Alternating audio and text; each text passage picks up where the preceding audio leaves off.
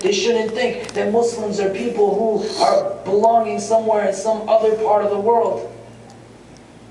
When people ask me how Islam can be compatible with an American set of ideals, or how do we Americanize ourselves as Muslim, I can't lie to them. I'm from here.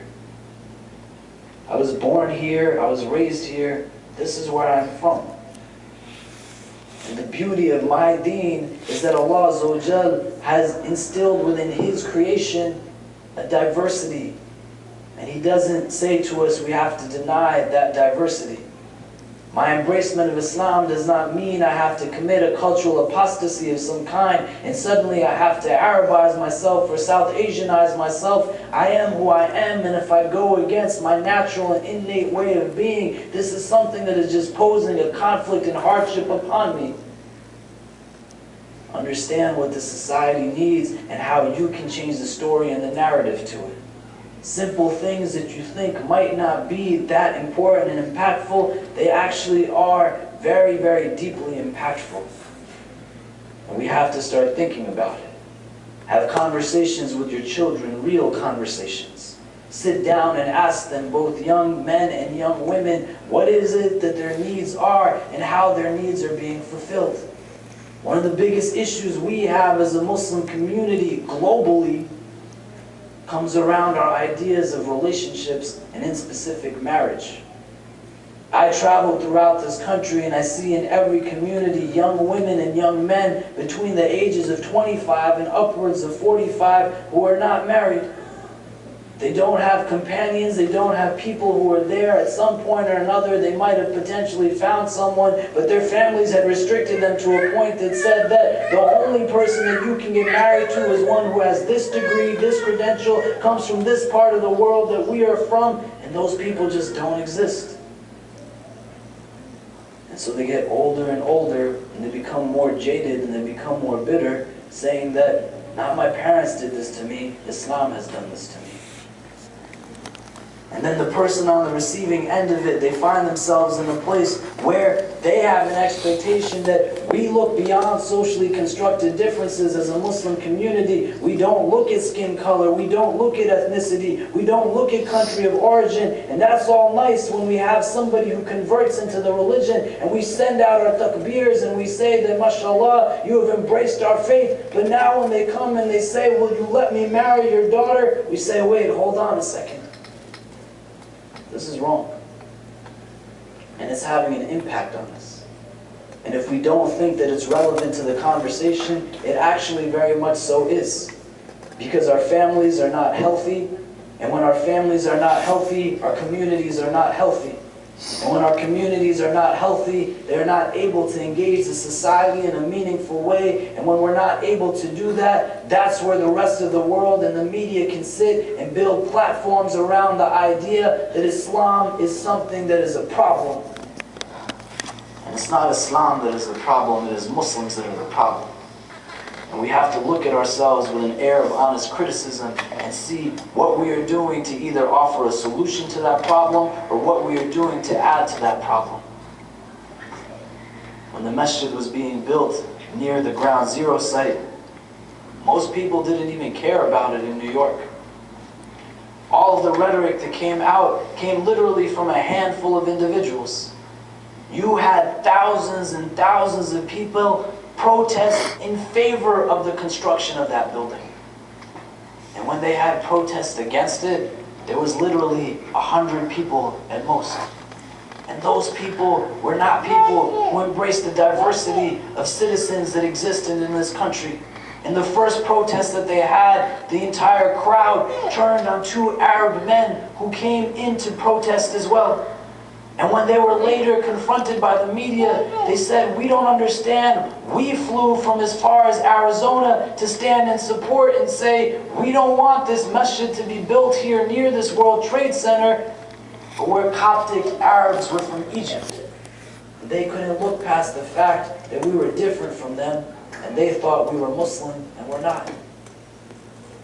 But we see the mindset. We see what is actually there. And then we have to see how we are actually replicating it in the way that we do things. Our advantage is in our diversity. Our advantage is in embracing people who are different from us. Our advantage is in creating a safe space that anybody can walk into. Whether it's this house, which is the house of Allah, or it is your house, the house that you have worked hard to build, don't be scared of approaching people who are different from you. And the only way that we will learn collectively how to deal with people who are different from us is if we actually sit down and engage them in a very real and human way. The Prophet ﷺ, his companions were most definitely Umar, Abu Bakr, Uthman, and Ali. But he also had Suhaib al-Rumi. He also had Salman al-Farsi. He also had Abu Dharr al-Ghifari, Bilal ibn Rabah, Khabab ibn Arad, Ayman Barakah. Arguably the only companion of the Prophet who was with him from the time he was born until the time he passes away is this woman Ayman Barakah. She's 16 years of age when she's taken as a servant into the house of Abdullah, the house of the Prophet ﷺ. She is an Abyssinian woman, she is a black woman. And the Prophet had a deep relationship with this woman. Think about it. Think about it in a way that you are critical, and think about how you can grow.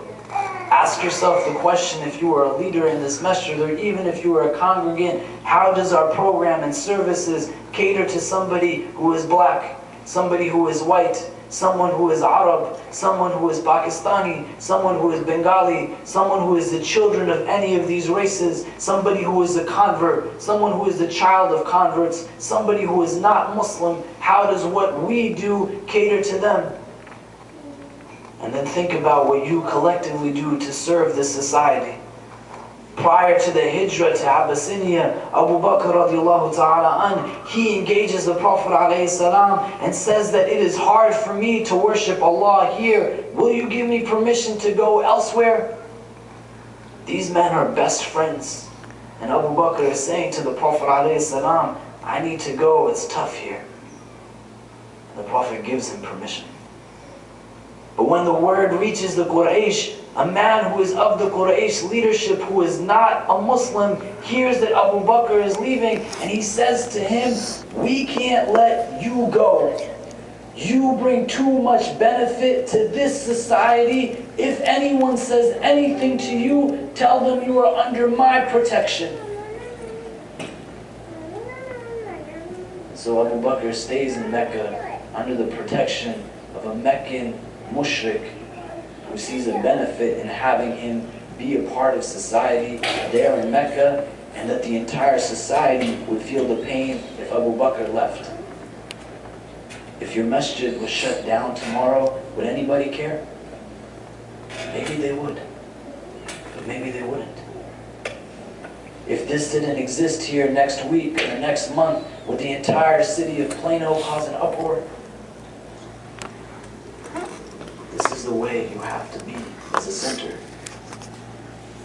You have to emanate into your society and let them see how your being a Muslim is something that is good for them.